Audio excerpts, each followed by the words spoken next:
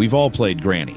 Bear traps, creaking floorboards, that back swing that ends your run in half a second. But almost nobody talks about the story underneath it because the game never actually tells you one. What we do have is a trail of details the community has spent years piecing together, and once you line them up, it gets dark fast. Let's get into it. Who is Granny? You've probably heard this before. Granny's real name is Diana. It gets repeated constantly online. Here's the catch. That proof comes from Grandpa singing a few lines of Paul Anka's song, Diana in Granny, Chapter 2. Why to me and never see, oh Diana, can you see? Granny Main's story. The story fans have pieced together starts before Granny was Granny, back when she and Grandpa were just an ordinary couple living deep in an isolated forest, raising a young daughter.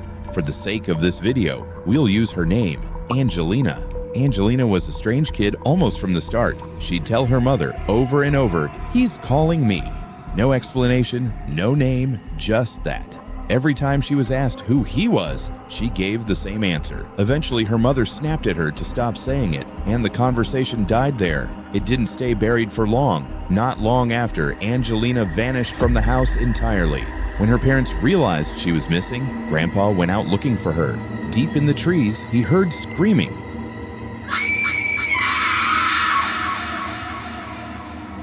And when he followed it, he found something standing over his daughter with a hand resting on her head.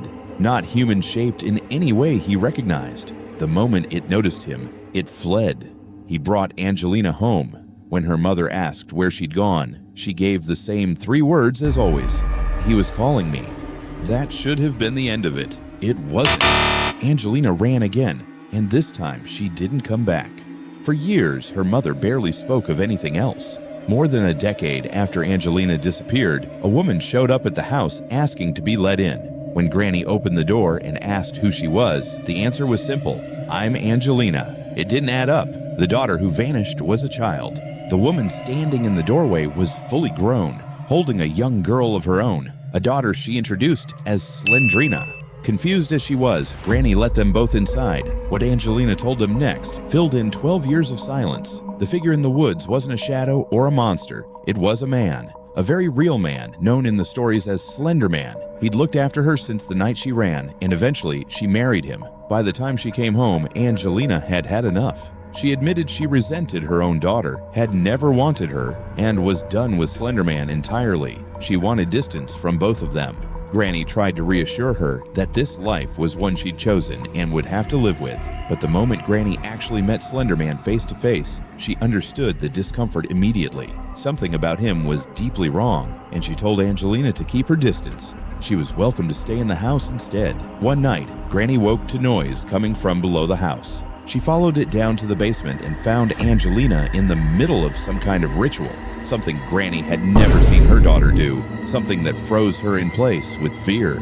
She didn't intervene. She just watched, too shaken to move, until Angelina sensed she was being observed and cut the ritual short. Granny collapsed on the spot. Angelina didn't rush to help her. She looked satisfied.